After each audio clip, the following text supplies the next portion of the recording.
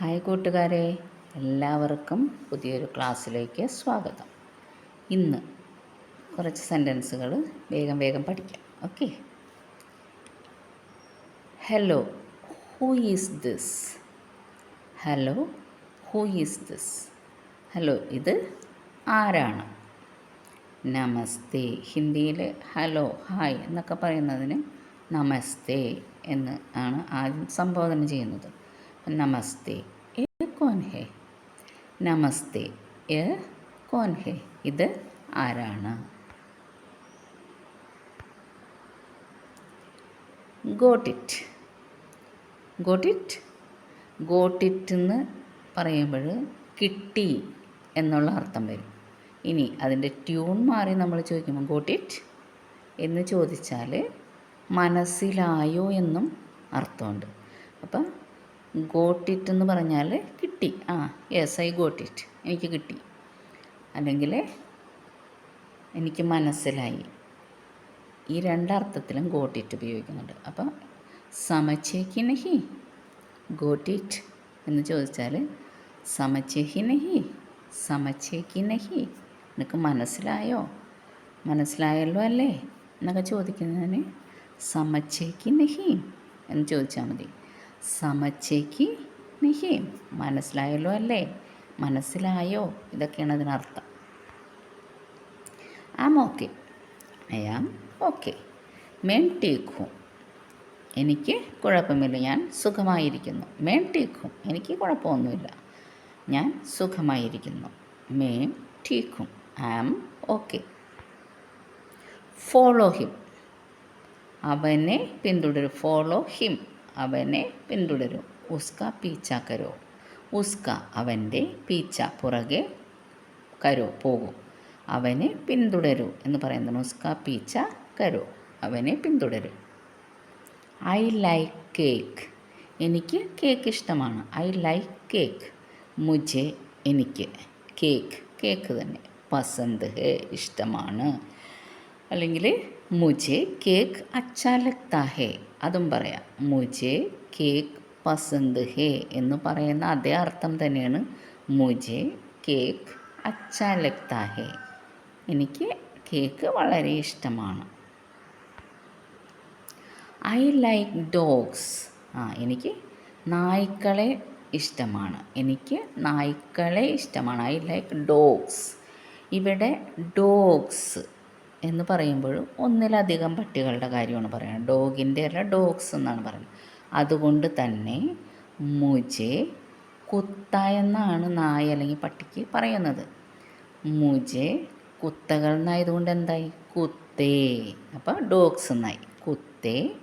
അച്ച എന്നുള്ളത് ഒരു ഡോഗായിരുന്നെങ്കിൽ നമ്മൾ പറഞ്ഞേനെ മുझे കുത്ത അച്ഛാ ലഗ്താ ഹേ എന്ന് പറഞ്ഞേനെ. ഇവിടെ ഒന്നിലധികം പട്ടികളുള്ളത് കൊണ്ട് എന്ത് പറയും? മുझे കുത്തേ അച്ഛേ ലഗ്തേ ഹേ. എല്ലാവരും നമ്മൾ ഒന്നിൽ കൂടുതലുള്ളത് കൊണ്ടാണ് അച്ഛ എന്നുള്ളത് അച്ഛേ, ലഗ്ത എന്നുള്ളത് ലഗ്തേ, കുത്ത എന്നുള്ളത് കുത്തേ. അപ്പം മുझे കുത്തേ അച്ഛേ ലഗ്തേ ഹേ. ഇനി പൂച്ചകളെ ഐ ലൈക്ക് ക്യാറ്റ്സ് എന്നാണെങ്കിലോ മുझे ബില്ലിയാം. ബില്ലി പൂച്ച, പൂച്ചകൾ എന്ന് പറയുമ്പോൾ ബില്ലിയാം എന്ന് പറയും നമ്മൾ. മുझे ബില്ലിയാം അച്ഛേ ലഗ്തേ ഹേ. മനസ്സിലായ? അപ്പം ഒന്നിലധികം ഉള്ളപ്പോഴാണ് അച്ഛ എന്നുള്ളത് അച്ഛേ, ലഗ്ത എന്നുള്ളത് ലഗ്തേ, കുത്ത എന്നുള്ളത് കുത്തേ, ബില്ലി എന്നുള്ളത് ബില്ലിയ എന്നൊക്കെ മാറുന്നത്. Okay. Nobody came, nobody came, ആരും വന്നില്ല. Nobody came. കോയി നഹീമായ, കോയി എന്ന് പറഞ്ഞ നോ ബഡി എന്നാണ്. കോയി നഹീം ആയ, ഒരാളും. കോയി നഹീം ആയ, ഒരാളും വന്നില്ല. Was I wrong, was I wrong, ഞാൻ തെറ്റാണോ ചെയ്തത്, അല്ലെങ്കിൽ ഞാൻ തെറ്റാണോ, ഞാൻ ചെയ്തത് ശരിയല്ലേ, തെറ്റാണോ.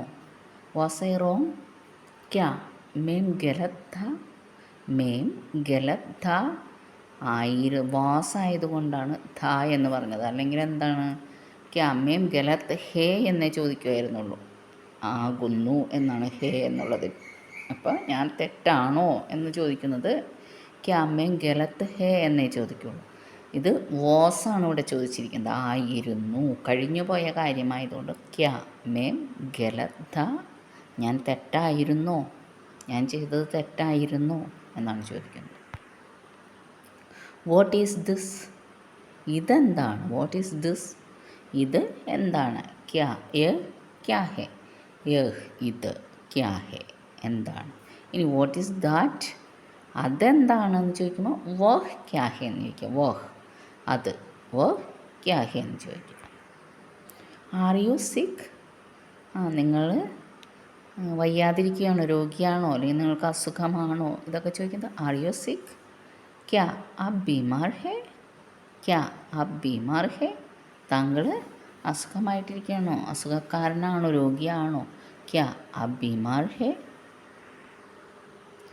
Bring him in, bring him in, അവനെ ഉള്ളിലേക്ക്, ഇൻ എന്ന് പറഞ്ഞാൽ ഉള്ളിൽ, കൊണ്ടുവരൂ, ബ്രിങ് കൊണ്ടുവരിക, ബ്രിങ് ഹിം അവനെ കൊണ്ടുവരൂ, എവിടേക്ക്, ഇൻ ഉള്ളിലേക്ക്, ഉസേ അവനെ, അന്തർ അകത്തേക്ക്, ലാവോ കൊണ്ടുവരൂ, ഉസേ അന്തർ ലാവോ അവനെ അകത്തേക്ക് കൊണ്ടുവരൂ. അപ്പോൾ ഈ സെൻറ്റൻസുകളൊക്കെ വളരെ ഈസിയാണ്, അർത്ഥം മനസ്സിലാക്കി കഴിഞ്ഞാൽ ഇതനുസരിച്ച് ബാക്കിയുള്ളത് നമുക്ക് പറയാൻ പറ്റും. ഓക്കെ, അപ്പോൾ ഇന്നത്തെ ക്ലാസ് ഇവിടെ നിർത്തുന്നു. ബൈ.